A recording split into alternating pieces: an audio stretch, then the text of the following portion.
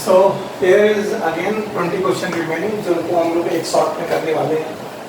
बाकी बचे हुए देखते हैं इसमें क्या क्या क्वेश्चन है। So 161 क्वेश्चन में there are some features given of the anatomy of the plant. Anatomy of the plant में कुछ फीचर दिए गए हैं। So पहला फीचर दिया गया है large number of scattered vascular bundle. अगर इस क्वेश्चन को किसी एक किसी फीचर से देखना था तो मैं इसी फीचर देख लूँ। Scattered vascular bundle monocot stem के अलावा कहीं नहीं होते। खैर दूसरा दिया है large conspicuous parenchymatous ground tissue. Parenchyma के ग्राउंड टिश्यू,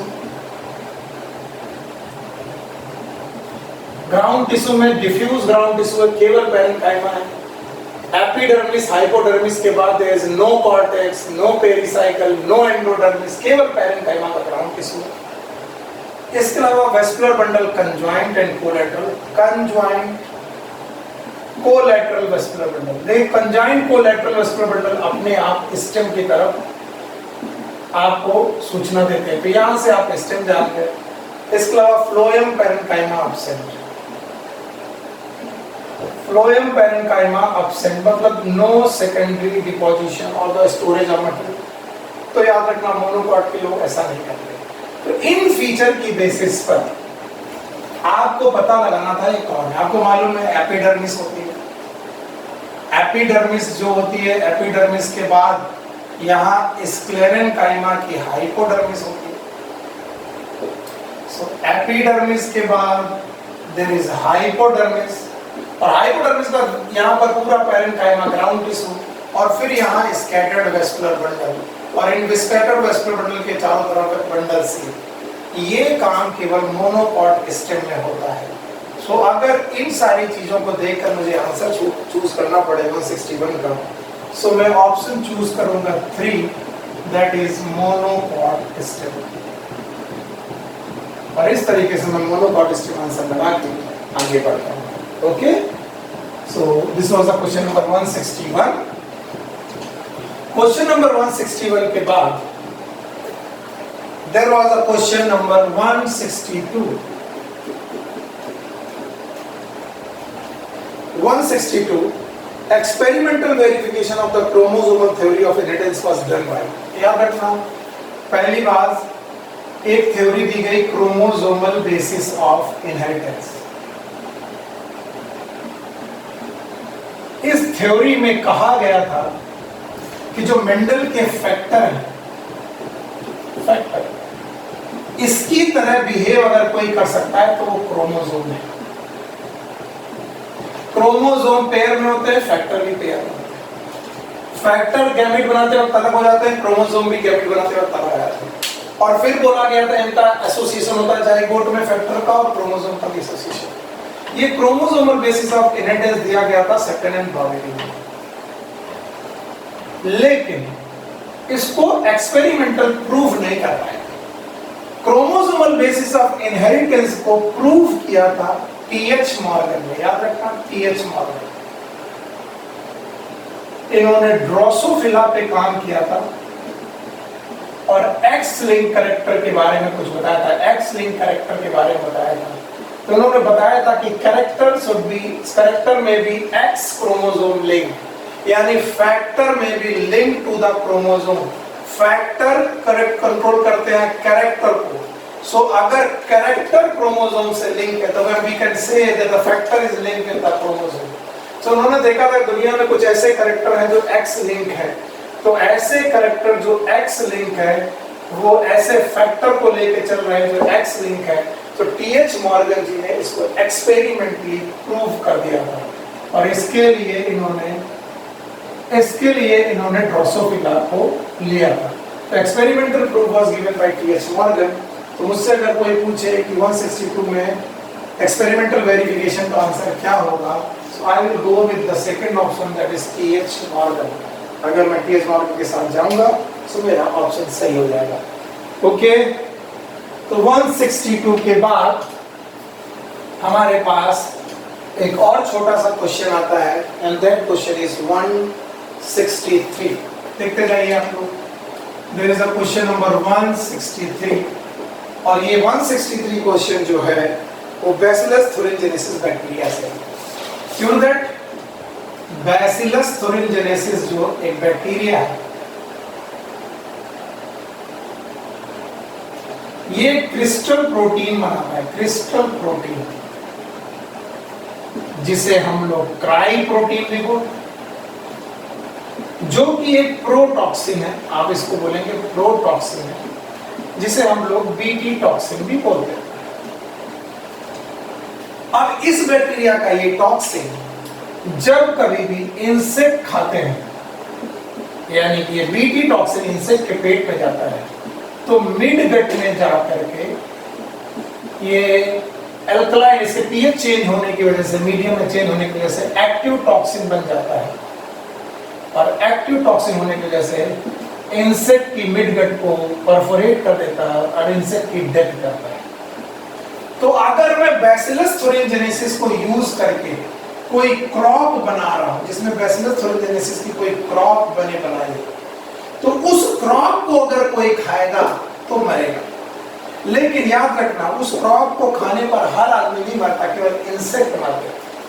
याद रखना, this BT toxin is insect specific, ये सबको नहीं मारती, इंसेक्ट को मारती है। तो क्वेश्चन पूछा गया है 163 में कि बीटी कॉटन वैरायटी, यानी बीटी कॉटन की जो वैरायटी है, इस वैरायटी को हमने जो बीटी बैसिलस थुरिनजेनेसिस की मदद से बनाया है, develop by the introduction of the toxin gene Bacillus thuringiensis is resistant to, ये किसके लिए रेजिस्टेंट है? तो आंसर लगना चाहिए third, and that should be the insect pest. ये इंसेक्ट पेस्ट के लिए रेजिस्टेंट है और आपको ये आंसर लगाना चाहिए। तो इसका आंसर 163 का मेरे पास ये होना चाहिए आंसर थर्ड, जिसमें इन्होंने बैसिलस थुरिनजेनेसिस से बनने वाली बीटी कॉटन वैरायटी को किस इंसेक्ट, किसके लिए, किस पेस्ट के लिए बेटा रेजिस्टेंट माना है, वो आपके सामने है। Now select the correct statement, और अगेन एक हार्मोन से रिलेटेड क्वेश्चन है। आइए देखते हैं question number 164। Select the correct statement. यहां पर हमें करेक्ट स्टेटमेंट को सेलेक्ट करना है।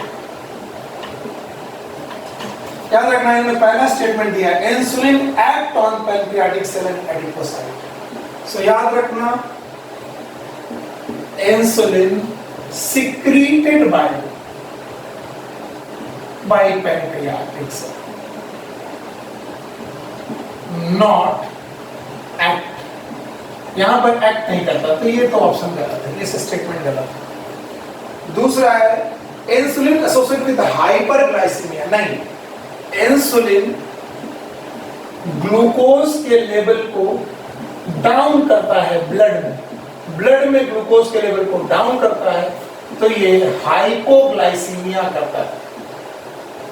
लेकिन यहां पर हाइपरग्लाइसीमिया दिया गया है, ये गलत, ये भी गलत है,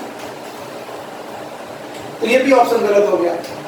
फिर थर्ड ऑप्शन दिया है glucocorticoid stimulate gluconeogenesis, yes, glucocorticoids, cortisol इसका बढ़िया एग्जांपल है। यस, ये ब्लड में ग्लूकोज की लेवल को बढ़ा देते हैं बाय द प्रोसेस ग्लूकोनियोजेनेसिस। इसके अलावा ये लाइपोलिसिस भी करते हैं, लाइपोलिसिस भी करते हैं, एटसेट्रा। तो याद रखना, ये ऑप्शन सही है।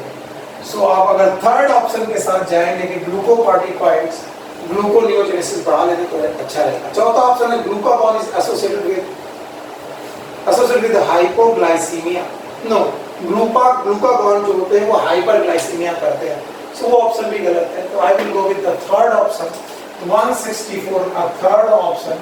So option will be glucocorticoids, they will cause gluconeogenesis। अगर आपके पास एक क्वेश्चन आता है और आप इसे सॉल्व कर लेते हैं तो I will be the happiest person. आपको ये समझ में आना चाहिए। Thank you very much. इसके बाद 164 के बाद हमारे पास एक अगला क्वेश्चन आता है और उस क्वेश्चन को हम लोग सॉल्व करने जा रहे हैं and that question is question number 165।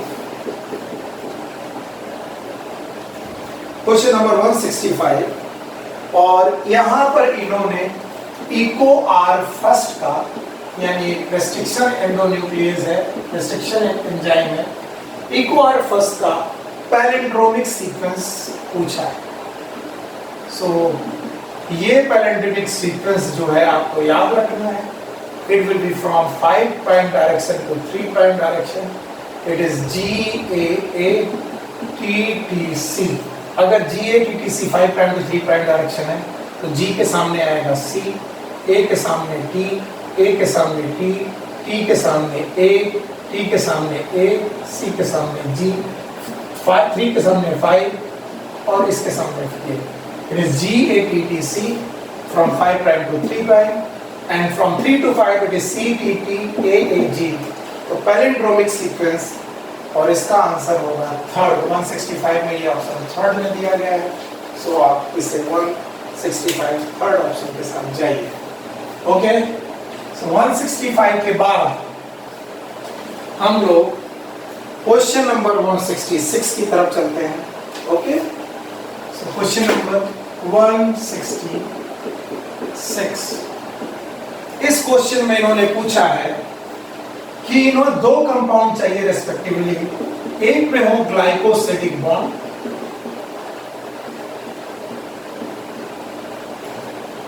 और दूसरे में होने चाहिए पेप्टाइड बॉन्ड। सो हम लोग जानते हैं हमें एक्चुअली ऑप्शन में से एक पॉलीसेकेराइड चूज करना है और एक प्रोटीन चूज करनी है और उन्होंने ऑप्शन दिए हैं। Option number 1 cellulose and lecithin. Cellulose तो पॉलीसेकेराइड है लेकिन लेसाइथिन प्रोटीन नहीं है, तो ये ऑप्शन गलत है। दूसरा इनुलिन, यस देखिए इनुलिन फ्रक्टोज का पॉलीसेकेराइड है, फ्रक्टोज का पॉलीसेकेराइड। और दूसरा दिया है इंसुलिन। इंसुलिन एक हार्मोन है जो प्रोटीन नेचर का है। सो प्रोटीन नेचर का हार्मोन है इंसुलिन, तो inulin and insulin should be the answer. तीसरा ऑप्शन उन्होंने काइटिन एंड कोलेस्ट्रॉल दिया है, कोलेस्ट्रॉल अगेन लिपिड है। फिर इन्होंने ग्लिसरॉल और ट्रिप्सिन दिया, ग्लिसरॉल अल्कोहल। सो ऑप्शन होगा नहीं, ऑप्शन होगा इनुलिन एंड इंसुलिन जो मेरे पेपर में सेकंड ऑप्शन में दिया गया है। आप लोग इनुलिन और इंसुलिन लगाइए, इसमें से एक होगा इनुलिन जिसमें ग्लाइकोसिडिक बॉन्ड है और दूसरा होगा इंसुलिन जिसमें पेप्टाइड बॉन्ड है। और इस तरीके से क्वेश्चन नंबर 166 पूरा हो गया। क्वेश्चन नंबर 166 के बाद there is one more question, question number 167। Question number 167 ये नाइट्रोजनेस एक्टिविटी रूट नोड्यूल में नाइट्रोजन फिक्सेशन की इक्वेशन है। सो नाइट्रोजन फिक्सेशन की अगर इक्वेशन आपको आती है तो काम बन जाएगा। क्या देखना, nitrogen 8 electron 8 proton plus 16 ATP के साथ नाइट्रोजनेस एंजाइम की प्रेजेंस में ये मॉलिक्यूल एक्ट करते हैं और क्या क्या बनता है। 2 मोल अमोनिया बनती है, साथ में हाइड्रोजन बनता है, साथ में 16 इनऑर्गेनिक फॉस्फेट बनते हैं।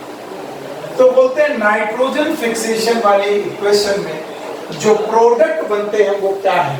तो प्रोडक्ट अमोनिया भी बनती है और हाइड्रोजन भी बनता है। तो इन्होंने क्वेश्चन पूछा है the product of reaction catalysed by nitrogenase. Nitrogenase reaction के नाइट्रोजनेस एंजाइम के द्वारा जो रिएक्शन कैटलाइज हो जाती है रूट नोड्यूल में, उसमें क्या क्या प्रोडक्ट बनते हैं। So option should be second and तो मैं सेट F3 पढ़ा रहा हूँ। Answer should be second and it should be ammonia and hydrogen. 2 product बनेंगे, एक बनेगा अमोनिया, दूसरा बनेगा हाइड्रोजन। और अमोनिया और हाइड्रोजन ये दोनों प्रोडक्ट इसका आंसर होगा। Option will be the second option. Okay, 167 के बाद हमारे पास ये इक्वेशन याद रखनी चाहिए, nitrogen 8 electron 8 proton 16 ATP 2 ammonia hydrogen और इनऑर्गेनिक फॉस्फेट। एनसीईआरटी का डायरेक्ट क्वेश्चन था, आपको मालूम होना चाहिए ना। 167 के बाद there is one more question, it is 168। 168 में क्वेश्चन मेंस्ट्रुअल साइकिल से दिया गया और मेंस्ट्रुअल साइकिल में हार्मोन कंट्रोल से इक्वेशन दी गई। वैसे तो मैं सारे हार्मोन का ग्राफ यहाँ पर बना सकता हूँ, लेकिन आप एनसीईआरटी देखें तो बढ़िया है। आपको देखना है कि अगर मैं डे 1 ये मानता हूँ और डे 14 ये बीच का मानता हूँ और डे 28 ये मानता हूँ, तो जो डे 14 है ये ओव्यूलेशन का डे है, ओव्यूलेशन का डे है। तो इस ओव्यूलेशन के डे में कौन कौन से हार्मोन पीक पे होते हैं, ये क्वेश्चन। एक तो आपको मालूम है यहाँ पर LH पीक पे होता है, LH। इसके अलावा FSH भी पीक पे होता है, डायग्राम देख लीजिएगा, FSH भी पीक पे होता है, FSH भी पीक पे होता है। साथ में एक और हार्मोन होता है that is known as oestrogen. Oestrogen की भी एक्टिविटी पीक में ही होती है। तो याद रखना एस्ट्रोजन भी पीक में होता है इवोल्यूशन के दौरान। अगर ये ग्राफ आप सही ढंग से देखते हैं, ये दोनों हार्मोन पिट्यूटरी हार्मोन है और ये वाला ओवेरियन हार्मोन है। अब इन्होंने क्वेश्चन हार्मोन रिलेटेड पूछा है, तो जैसे ही कभी कभी मेंस्ट्रुअल साइकिल में ओव्यूलेशन आता है, हम ओव्यूलेशन को हमेशा LH के साथ LH सर्च के साथ हमेशा देखने की कोशिश करते हैं, जो हमने रखा है। इसीलिए ज्यादातर लोग LH ढूंढते हैं क्वेश्चन को। क्वेश्चन था which of the following hormone level will cause the release of ovum from the Graafian follicle। Graafian follicle से कौन सा हार्मोन ओव्यूलेशन में हेल्प करेगा। वैसे इसका आंसर LH होना चाहिए, लेकिन ऑप्शन में LH देखते हैं। लो कंसंट्रेशन ऑफ LH, यहाँ पर ऑप्शन में दिया लो कंसंट्रेशन ऑफ LH, जो कि गलत होगा। दूसरा है लो कंसंट्रेशन ऑफ FSH, ये भी गलत होगा क्योंकि FSH भी बढ़ रहा है, LH भी बढ़ रहा है, तो इन दोनों ऑप्शन गलत है। फिर high concentration of oestrogen, yes.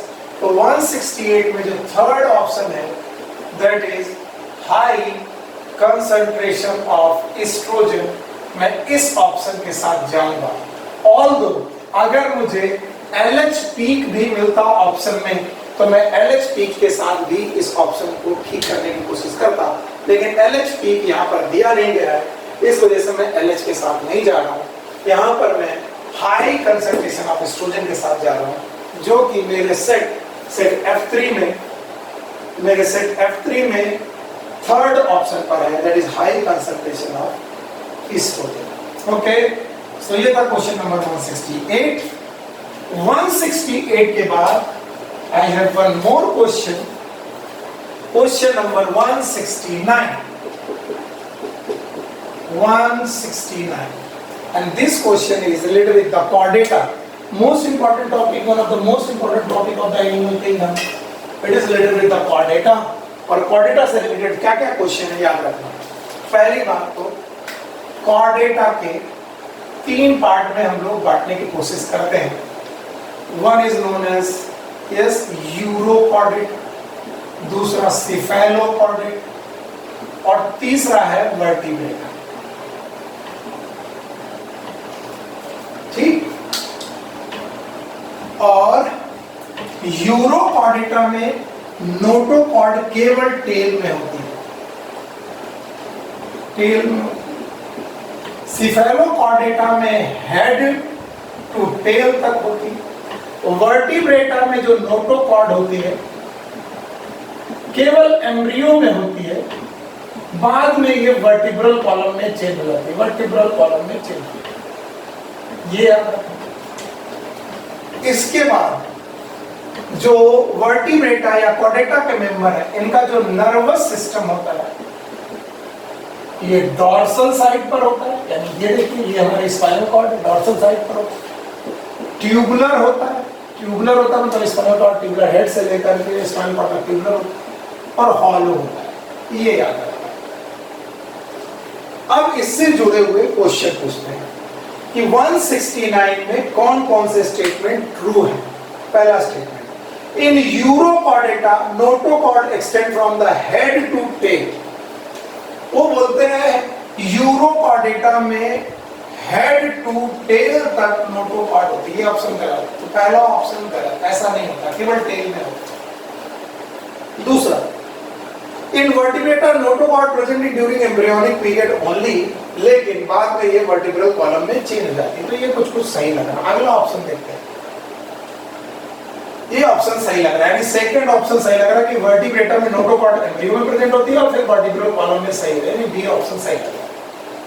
फिर C, central nervous system is hollow and dorsal, so हमारा सी ऑप्शन भी दिख रहा है, dorsal tubular hollow nervous system, ये भी सही लग रहा है, सी भी सही लग रहा है। फिर chordata divided to 3 subphyla, hemichordata, tunicata and cephalochordata. नहीं, कॉर्डेटा से हेमिकॉर्डेटा कभी नहीं पाया जाता, hemichordata is not the member of the chordata, तो चौथा ऑप्शन भी गलत। इसका मतलब ए गलत, बी सही, सी सही और डी भी गलत। तो मैं एक ऐसा ऑप्शन चूज करूंगा जिसमें बी एंड सी करेक्ट हो, और बी एंड सी करेक्ट वाला जो ऑप्शन मेरे को दिख रहा है वो है सेकंड ऑप्शन। तो मैं 69 क्वेश्चन में, 169 क्वेश्चन में मैं सेकंड ऑप्शन में जाऊंगा जिसमें B and C they are correct, और इस तरीके से मैं बताऊंगा कि नोटोकॉर्ड एम्ब्रियोनिक कंडीशन में थी, वर्टिब्रल कॉलम में चेंज होती है, डॉर्सल ट्यूबुलर नर्वस सिस्टम में। याद रखेंगे। सो हम लोग 169 वाले क्वेश्चन में जाएंगे विद द नोटोकॉर्ड। इस तरीके से हमारा क्वेश्चन सॉल्व हो जाता है। 169 के बाद there is one more question, question 170। There is one more question, this question is 170। हम इस 170 क्वेश्चन को सॉल्व करने की कोशिश करते हैं। बोलते हैं bilateral symmetrical acoelomate animal are exemplified. हमें दो चीजें दी गई हैं, एक तो बायलैटरल सिमेट्री दी गई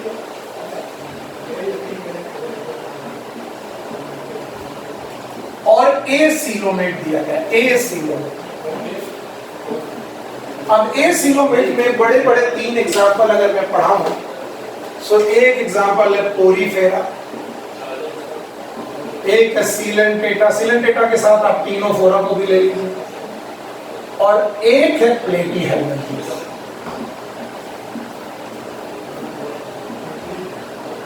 लेकिन अगर मैं बायलैटरल सिमेट्री में जाऊं तो Porifera almost asymmetrical, bilateral symmetry नहीं होती। सीलेंटेटा में रेडियल सिमेट्री, ये भी गलत हो गया। तो हमें एक ऐसा बंदा चूज करना जिसके पास बायलैटरल सिमेट्री और वो एसिलोमेट हो। प्लेटीहेल्मिंथेस इसके एग्जांपल आते हैं। सो मेरे हिसाब से बायलैटरल एसिलोमेट कंडीशन में जो एग्जांपल आएगा, आंसर आएगा, the answer will be 4th मेरे बुक में दिया गया है, एंड दैट इज प्लेटीहेल्मिंथेस। सो आप प्लेटीहेल्मिंथेस के साथ जाइए। प्लेटीहेल्मिंथेस वो मेंबर है जो बायलैटरल सिमेट्री के साथ एसिलोमेट कंडीशन में जाते हैं। तो इस तरीके से हम लोग 170 तक पहुंच जाते हैं, यानी लगभग 80 क्वेश्चन सॉल्व कर लेते हैं। आखिरी के 10 क्वेश्चन उनको भी देखते हैं, इसी सेट में देख लेते हैं और खत्म करते हैं जल्दी से खत्म करते हैं इसको। Now here is question number 171। Question number 171, इसमें पूछा गया which of the following region is globe exhibit highest species biodiversity? Highest species biodiversity। ये तो आपको डायरेक्ट आंसर मिलना चाहिए। It is Amazonian rain forest. Amazonian rain forest दुनिया में सबसे ज्यादा बायोडायवर्सिटी वाले हैं। अगर ऑप्शन देखोगे तो 171 में अमेजोनियन रेन फॉरेस्ट का जो ऑप्शन है, ये आई थिंक मेरे बारे में सेकंड में अमेजोन के नाम से दिया गया है। Amazon having the highest species biodiversity. This was the question number 171। Direct question था, इसका कोई कॉन्सेप्ट नहीं था। आगे बढ़ जाइए। 171 के बाद आता है 172, अगेन मैचिंग का क्वेश्चन। क्वेश्चन नंबर 172, यहाँ पर कुछ डिसीज दी गई हैं। पहली है सिकल सेल अनीमिया, ओके। दूसरा है थैलीसीमिया, ओके ओके। तीसरा है मेरे पास एग्जांपल हीमोफीलिया, और चौथा है फेनाइलकेटोनुरिया। पर इनको मैच करना, करेक्ट देखना इसमें कौन सा करेक्ट है। सिकल सेल एनीमिया के सामने दिया गया ऑटोसोमल रिसेसिव, और साथ में क्रोमोसोम दिया गया है 11। चलिए, हमें नहीं मालूम क्रोमोसोम एनसीईआरटी में नहीं दिया, लेकिन इतना मालूम है ऑटोसोमल रिसेसिव। फिर थैलेसीमिया में दिया गया है X link. I think thalassaemia is autosomal, तो एक्स लिंक नहीं होगा। हीमोफीलिया में दिया वाई लिंक, नहीं हो सकता। Haemophilia I think X link होती है। And phenylketonuria is autosomal dominant. ये दिया गया, इसमें करेक्ट देखना है कि करेक्ट क्या है। तो एक्चुअली ये गलत है, ये गलत है, ये गलत है, ये फर्स्ट ऑप्शन सही है। So I will go with the first option. Sickle cell anaemia goes with autosomal recessive chromosome 11। अगर 172 भी हो जाता है तो हमारे पास अब 173 नाम का क्वेश्चन आता है। 173 क्वेश्चन आता है, सिंपल क्वेश्चन है। क्वेश्चन नंबर 173, आप ध्यान से देखेंगे। क्वेश्चन नंबर 173 में देखा गया which among the following is the most abundant protein in animal. देखिए, मोस्ट अबंडेंट प्रोटीन, इसके दो क्वेश्चन बनते हैं, एक तो प्लांट में और एक एनिमल में और एक ओवरऑल। सो याद रखना, प्लांट में इसका आंसर है Rubisco, most abundant protein Rubisco, ये एक एंजाइम है। एनिमल में इसका एग्जांपल है कोलेजन। और अगर ओवरऑल पूछी जाए, मोस्ट अबंडेंट प्रोटीन पूछी जाए, तो इट इज रुबिस्को। लेकिन क्वेश्चन 173 था most abundant in animal world. So animal world में अगर मोस्ट अबंडेंट पूछी जाए, so I will go with the collagen. और अगर मैं कोलेजन के साथ जाऊंगा तो मेरे को यहाँ पर ऑप्शन मिलेगा 4। तो 173 का जो फोर्थ ऑप्शन है वो कोलेजन है, जो एनिमल वर्ल्ड में सबसे ज्यादा अबंडेंट प्रोटीन है। और इस तरीके से 173 वाला क्वेश्चन भी सॉल्व हो जाता है।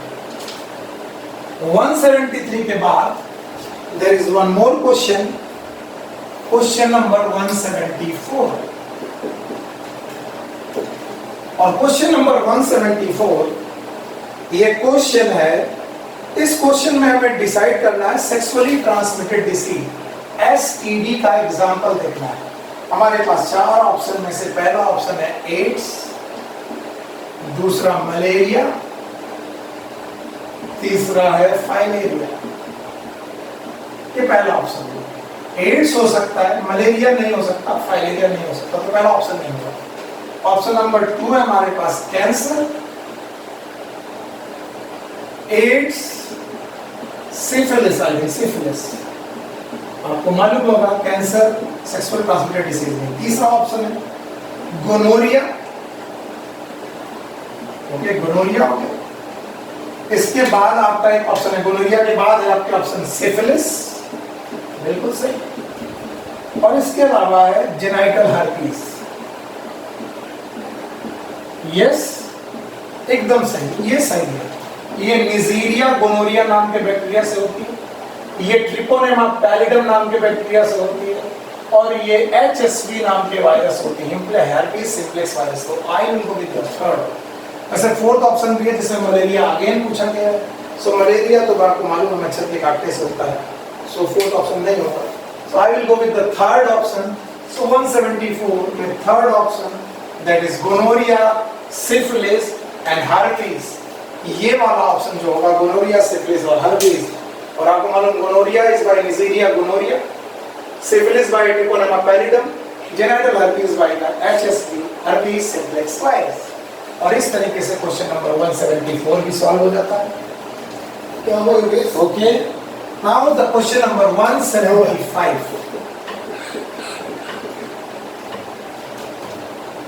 Question number 175। क्वेश्चन नंबर 175 में आपको इन्होंने एग्जाम्पल दिया है वाटर में पाए जाने वाले हाइड्रोफाइट्स का। इनमें से दो इमर्ज प्लांट बताए इन्होंने, एक है वाटर हाइसिंथ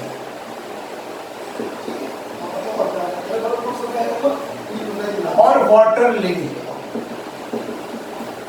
ये पानी में रहने के बावजूद भी इनका जो पॉलिनेशन होता है, याद रखना, वो पानी के द्वारा नहीं होता, क्योंकि ये इमर्ज प्लांट है, इमर्ज है।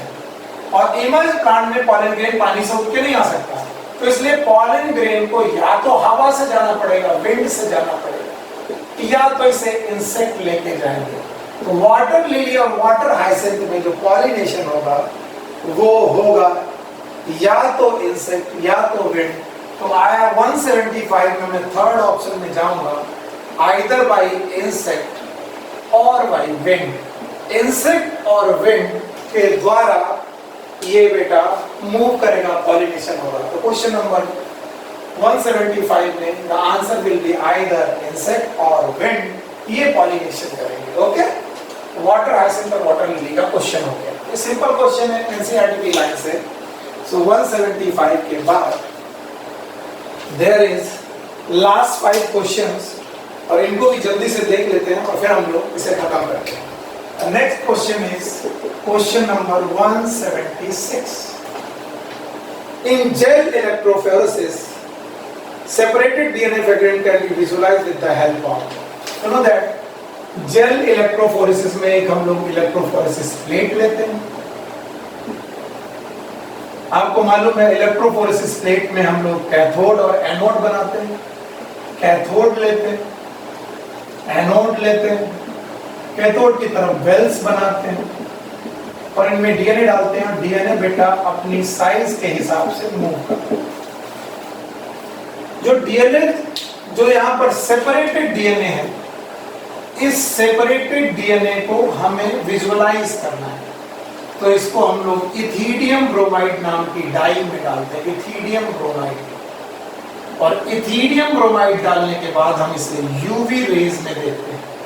और जब हम इथीडियम ब्रोमाइड से यूवी रेज में देखते हैं तो ये ऑरेंज बैंड की तरह दिखाई पड़ता है।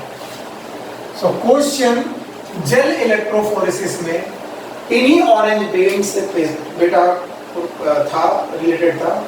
तो बोल रहे थे in gel electrophoresis separated DNA fragment can be visualised with the help of. So I will go with the second option. पहली बात तो ETBR, इथीडियम ब्रोमाइड डाई लेंगे और साथ में यूवी रेज लेंगे। इथीडियम ब्रोमाइड डाई और यूवी रेज की मदद से हम लोग इन ऑरेंज बैंड को देखेंगे। इसके बाद आपको मालूम है यहाँ से कट करके इन्हें इल्यूट कर लेते हैं, इल्यूशन करते हैं। इथीडियम ब्रोमाइड डाई और सेकंड ऑप्शन था एंड यूवी रेज। सो 176 के बाद द 177, क्वेश्चन नंबर 177। यस, इस क्वेश्चन को ध्यान से देखते हैं। Secondary metabolite such as nicotine, एक निकोटीन है, स्ट्राइकनिन है और इसके अलावा इन्होंने कैफीन दिया।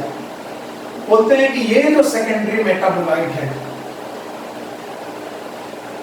इनका क्या यूज है। याद रखना ये सेकेंडरी मेटाबोलाइट प्लांट्स में पाए जाते हैं और ये टॉक्सिक है, और टॉक्सिक होने की वजह से ये ओवर ग्रेजिंग से बच जाते हैं पौधे। यानी अगर कोई भी जानवर इन्हें खाने आएगा तो याद रखना इनको खाते ही बेटा उसको टॉक्सिसिटी हो जाएगी।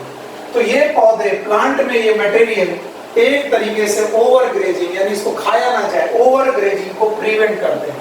और ओवर ग्रेजिंग को प्रिवेंट करते हैं इसका मतलब ये डिफेंस मैकेनिज्म से रिलेटेड है। सो याद रखना ये जितने भी सेकेंडरी मेटाबोलाइट हैं ये डिफेंस मैकेनिज्म से रिलेटेड है।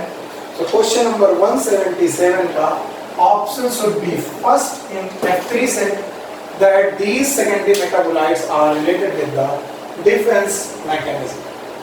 Okay? इतना पढ़ लेने के बाद I am going to describe 3 more. Number 1 is 178. Question number 178. Question number 178 है, how many true breeding plant varieties did Mendel select as a pair? बहुत सिंपल क्वेश्चन है। 7 कैरेक्टर लिए थे मेंडल ने और हर कैरेक्टर की 2 variety.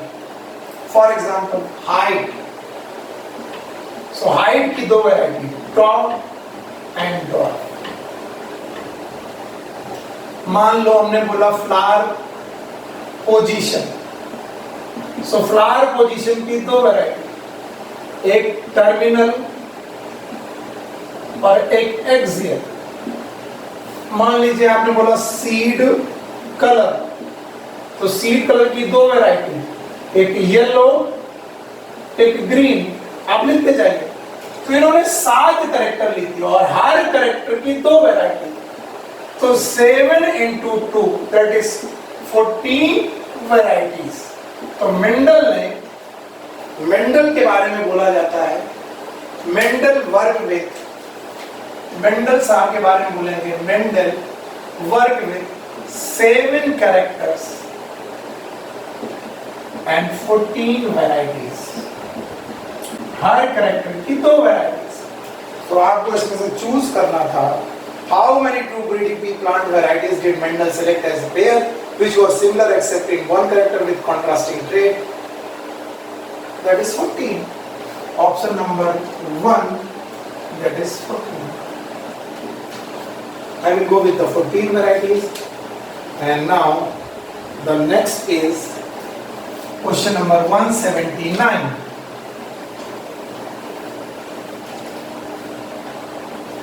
Question number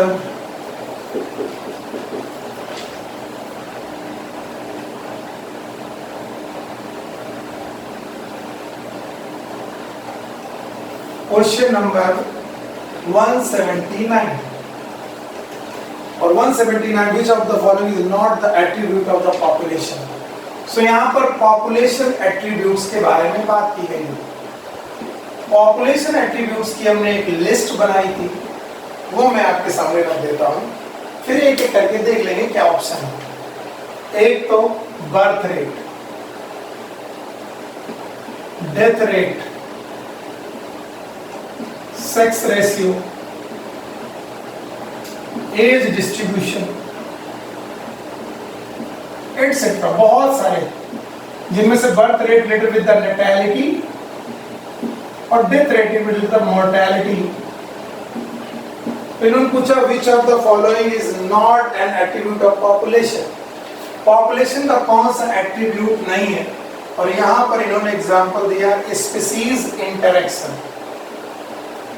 Yes, species interaction is not attribute of population. अगर यहाँ पर population interaction होता तो there may be a complexity, वहाँ पर हमारे लिए आफत हो जाती है। Population interaction में आ जाता आपको symbiosis, parasitism, predation, commensalism, amensalism. So यहाँ पर species interaction नहीं होगा, और I think ये मेरे सेट में ऑप्शन नंबर 2 है, that is known as species interaction.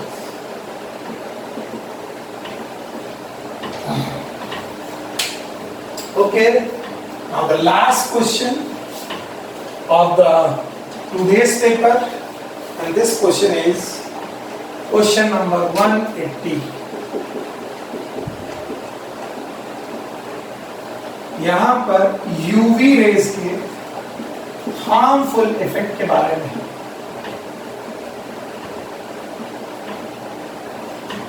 तो बोलते हैं यूवी रेस के हार्मफुल इफेक्ट में आपके पास अगर यूवी रेज में जो बी रेडिएशन है,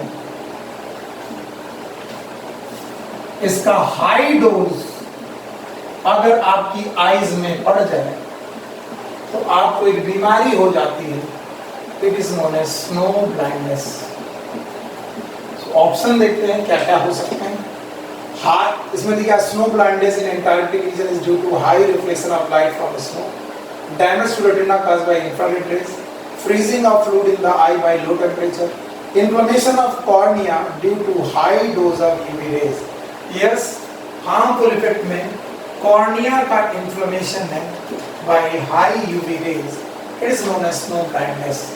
so I will go with the fourth option, that is UVB radiation which cause the snow blindness. और इस तरीके से जो स्नो ब्लाइंडनेस के बाद हमारा टॉपिक कंप्लीट होता है. Thank you very much.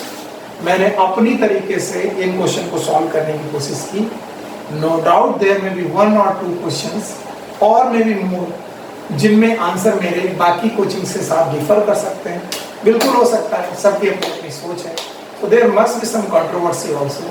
अगर ऐसा कुछ हो जाता है तो आप मुझे मत मानिएगा, किसी और को मत मानिएगा.